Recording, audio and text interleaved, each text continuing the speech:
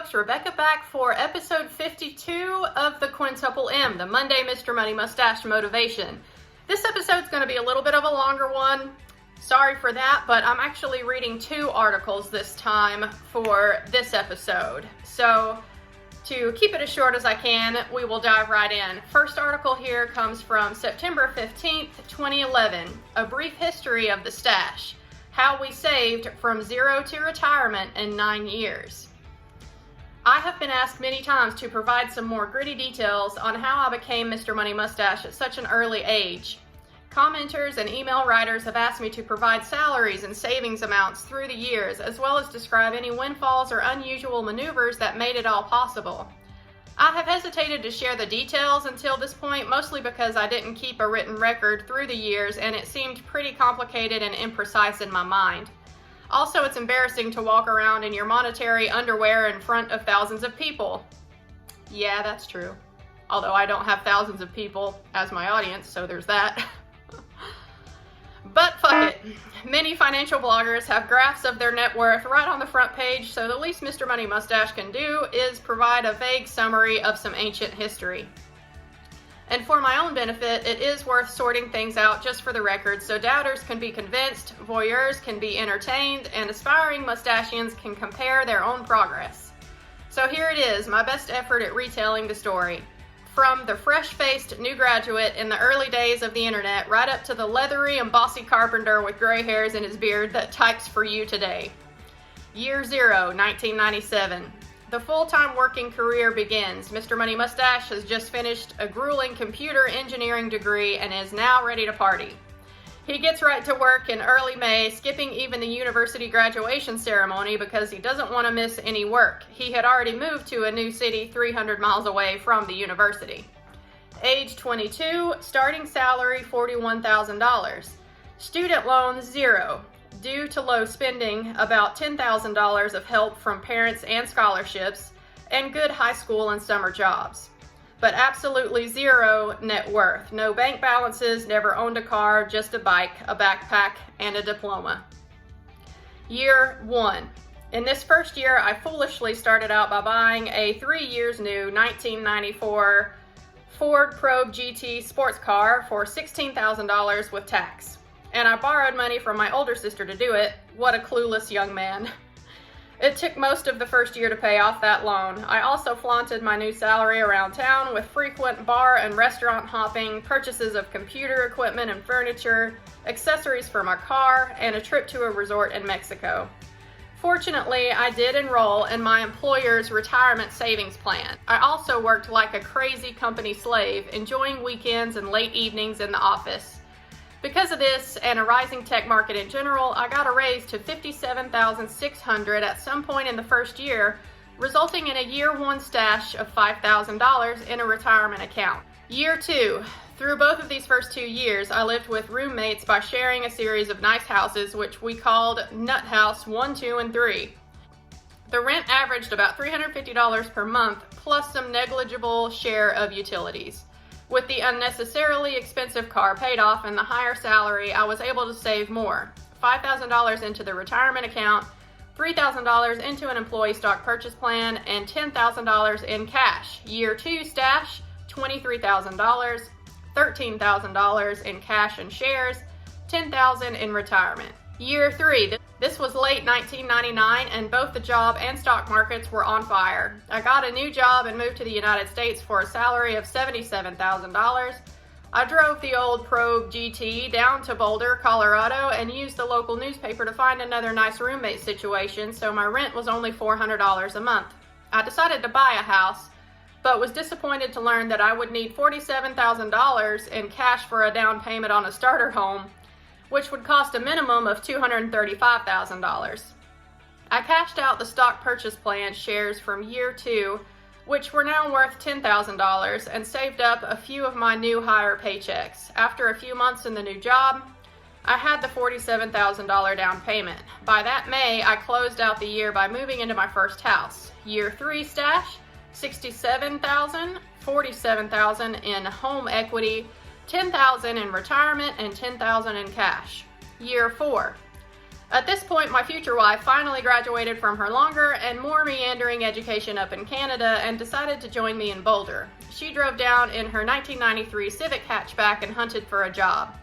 She found one for $44,000, and I was recruited to another nearby high-tech company for the ridiculous salary of $83,000.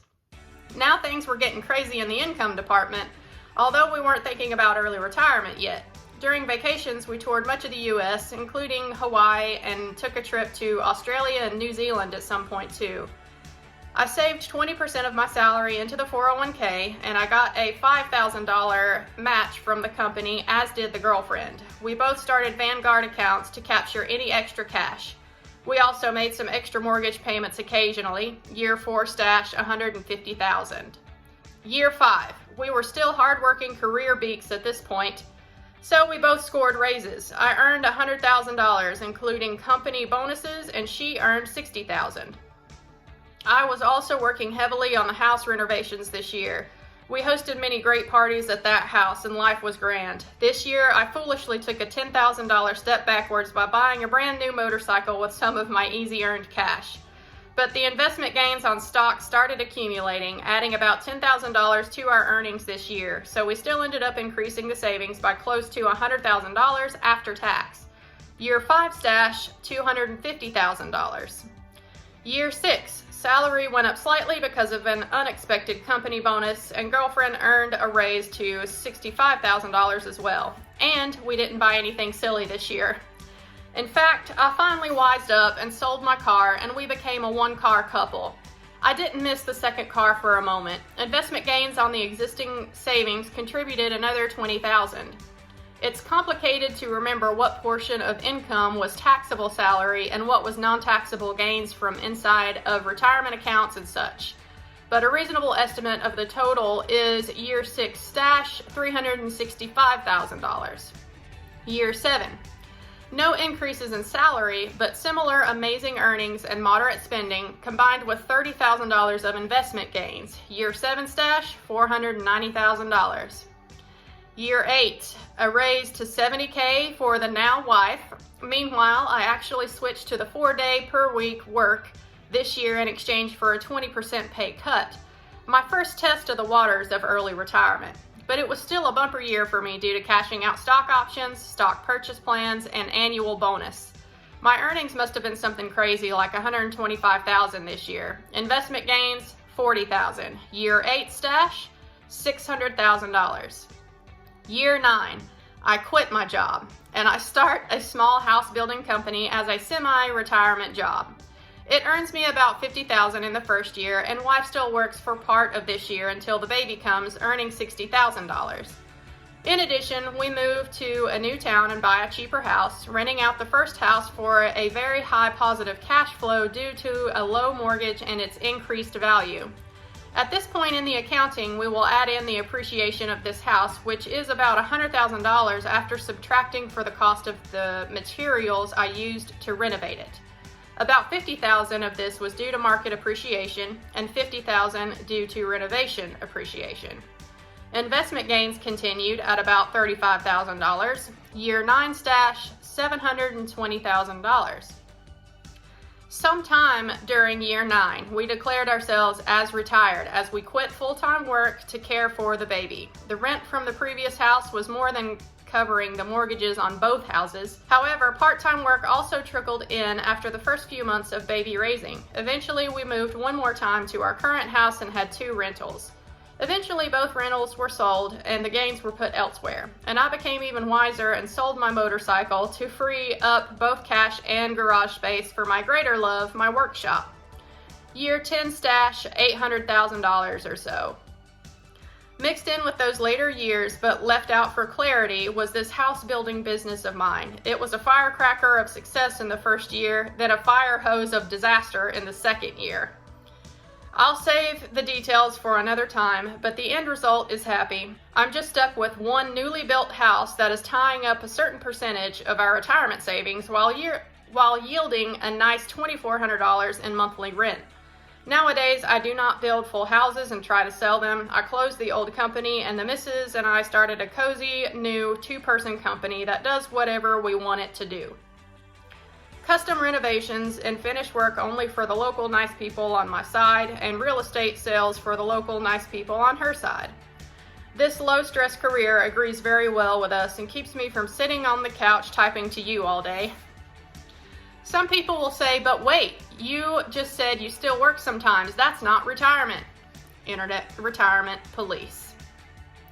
To these people, I can only say, you'll see. Because when you quit your corporate job, you end up with even more energy, which means you'll want to do more stuff. If some of this stuff happens to earn you money, so be it.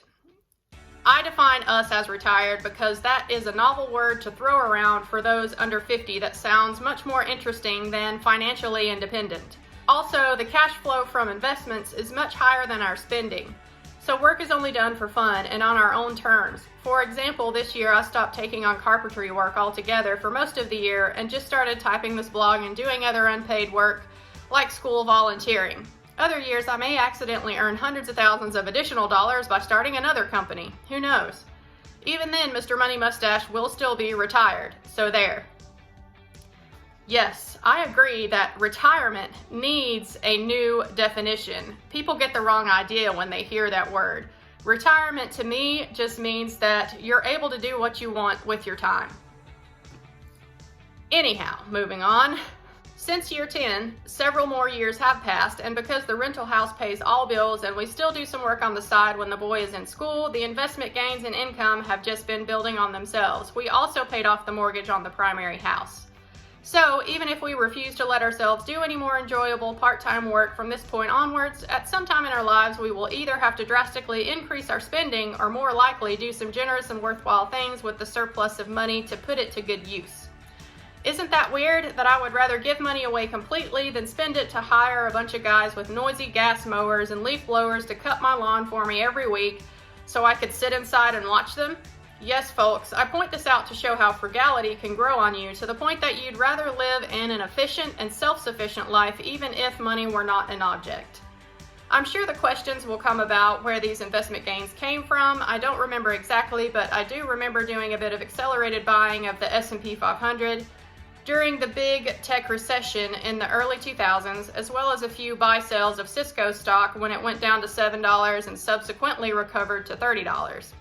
Most of it was just plain old dollar cost averaging and dividends. And the amount saved from capital gains is still small compared to the amount saved from old-fashioned not buying things.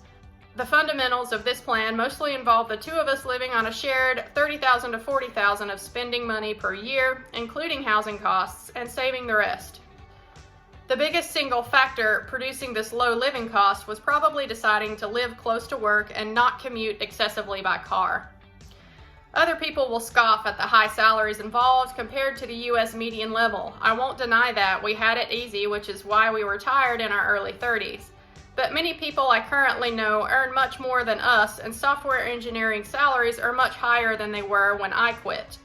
I may have lucked out on the tech boom, but people working in high tech today are lucking out even more. Yet many of these people don't even own their own cars, let alone their financial future. So I still think it's worthwhile sharing these details. More normal salaries, of course, would require some adjustment to this plan. You might decide to settle down in a house that costs less than the $400,000 that is tied up unproductively in my current house, for example. Or you might decide to work as late as 40 or even 45.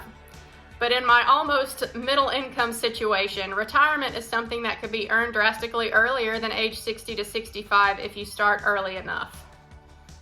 So yeah, I loved this article because he outlines how he achieved FIRE. But the reason I wanted to include this second article is because the point that he touched on in that article, he can already hear naysayers out there trying to dissect every little thing and every little advantage that he had that they don't have, and everyone out there would be, rather than taking the information from that article and deciding how they can use it to best suit their financial situation, a lot of people out there would rather tear down every little fact of Mr. Money Mustache's journey and use that as justification for reasons why they can't reach financial independence themselves. Therein lies one of the huge differences that I have noticed in people that are in the FIRE movement versus not. People in the FIRE movement have a different way of thinking about things. We are problem solvers instead of the type of person that looks for the problem in everything and uses it as justification for why we can't do what someone else has done. So yes, I do not make as much as Mr. Money Mustache, and I still fully expect that I will be able to FIRE at some point. Obviously not in my 30s, I'm already 34, but I'm still going to FIRE. So, moving on to the second article for this episode of the Quintuple M. This one is from September 17th, 2011, The Race to Retirement Revisited. It goes along with the other article, which is why I decided to include it in this one. Earlier this week, I spilled the beans and detailed Mr. and Mrs. Money Mustache combined savings history from zero net worth to retirement. In the article, I tried to explain that it wasn't a struggle or a sacrifice to become financially independent in 9 years. It was, in fact, unavoidable. If you get paid a ridiculous amount of money and spend only a normal amount of money, it builds up very quickly to become an accelerating and unstoppable force, like a snowball on a steep hill. And many people agree that with a top salary of $125,000 per year and a wife that made it up to $70,000 in her short career, we were indeed earning a ridiculous amount of money, weren't we? Let's look at the averages over a 9-year period. Starting from graduation, I earned 41, 57, 77, 83, 100, 110, 110, 125, and $50,000 annually. During the parallel years, my girlfriend, then later wife, earned 0, 0, 0, 44, 60, 65, 65, 70, 60,000 per year. So, my 9-year average earnings were $83,000 and hers were $40,400. When we average our salaries together, we were equivalent to a couple earning $61,700 each. Plus, I made a $100,000 profit from renovating one of our houses and some appreciation. That brings up the annual average to $67,255 each. So if you happen to be part of a working couple earning this much, congratulations, you are no more than 9 years from retirement, even if your net worth is currently 0. Husband, are you watching this one? I really wish that you would. If we could get on the same page on the FIRE movement together, y'all, yeah, we could be retired early, probably in 10, 15 years max, but it is what it is, people. You cannot force anyone else to change their money views. So until then, I'm leading by example and I'm on this journey by myself. Anyhow, continuing on. But what about a more typical family? Say a high school teacher, median U.S. salary $51,000 according to Wikipedia, and an elementary school teacher $40,000 from payscale.com, with a kid and a mortgage on a $200,000 house. These folks have a combined before-tax income of $91,000, which works out to $80,000 after federal and state taxes, according to the tax calculator at efile.com. Let's say they spend just as much as the Triple M family does for our lavish lifestyle with plenty of travel, great bicycles, and 2 cars, $24,000 per year, plus have 0 equity on their $200,000 house, so they pay $10,000 of interest per year on that as well. Total spending is thus $34,000 per year, leaving $46,000 of their $80,000 take-home pay available to save. We will assume their savings earn a 5% return, whether from paying off the mortgage or saving in index funds. And 5% is pretty conservative. The next section of the article here outlines every year their savings amount and what their total net worth is. He lists year 1 through year 13. So, as always, I've got this linked in the description box below if you'd like to check out the details yourselves. But just for time's sake, I will read the first year and the last year. So, end of year 1, Stache is $46,000 plus investment gains of $1,150, total $47,150. Through the magic of compound interest and savings over time, year 13, their stash is now $754,224 plus $46,000 saved in that year, plus investment gains of about $38,861, which yields a total of $839,085. Oops, the investment gains are larger than your entire living expense. Congratulations, you are retired. So, with 2 median U.S. teachers, the maximum reasonable length of a career under Triple M principles is 13 years. This puts our quintessential teacher couple out on the streets enjoying an early retirement by their mid-30s at the latest, assuming no teacher pension, no Social Security, and no career advancement, only 2% annual raises to keep up with inflation.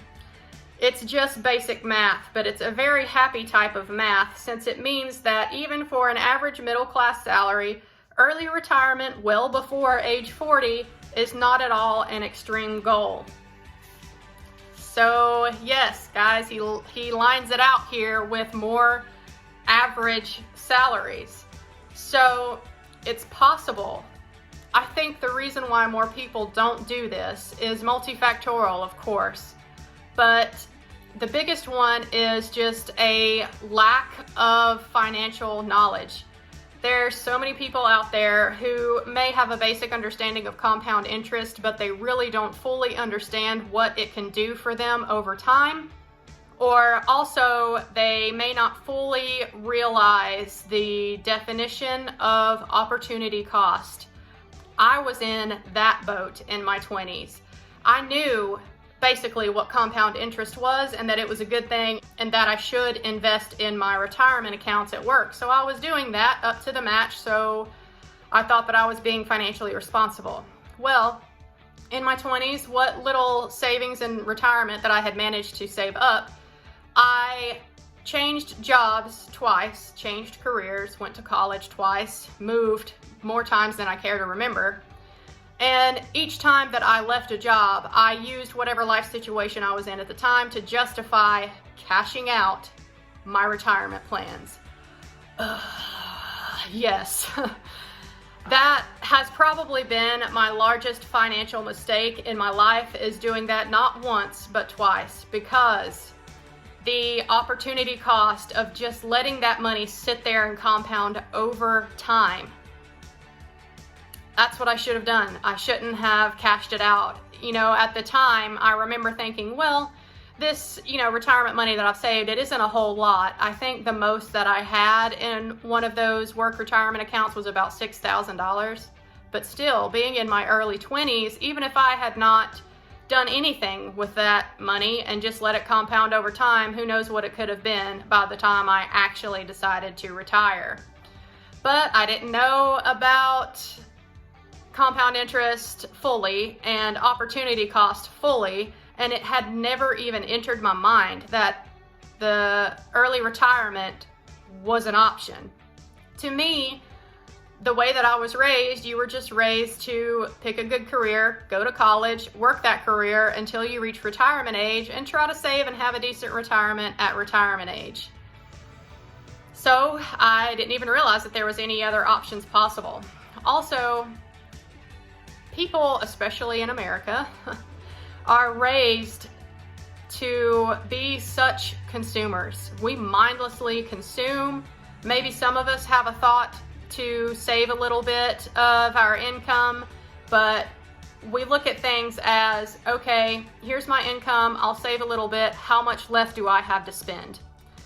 No one ever really thinks about flipping that on its head and seeing how much they can save and what that could do for them with their finances over time. They just try to get away with doing the minimum so that way they can have the maximum left to spend now rather than focusing on the long-term picture. I had that thought myself. I thought in my 20s when I was cashing out these retirement accounts, oh, I'm young, I can make up the difference later. No, you really can't. And even if you can make up the difference, it's gonna take so much more money for you to save in your 30s to catch up to what you would have had if you'd have just left shit alone in your 20s. So yeah, better late than never. I'm glad that I learned about personal finance, the FIRE movement, and all of this stuff in my early 30s. Some people never learn this. They reach their 50s, they reach their 60s, they get close to retirement age and all of a sudden realize that they haven't prepared enough. So the situation could be worse for sure. But the point of these two articles is just to get you to think. Rather than pick apart Mr. Money Mustache's retirement, the way that they achieved it, take a look at how they achieved it and see what you can apply to your own life and make the best out of your own financial situation. That's what I'm trying to do today. That's what I'm on YouTube documenting. So if you like videos like this, then feel free to subscribe down below. I'll be here on YouTube for a long time documenting my journey to financial independence. I know this one is a long one. If you've made it to the end, thank you very much for watching. I'll catch y'all in the next one. Bye.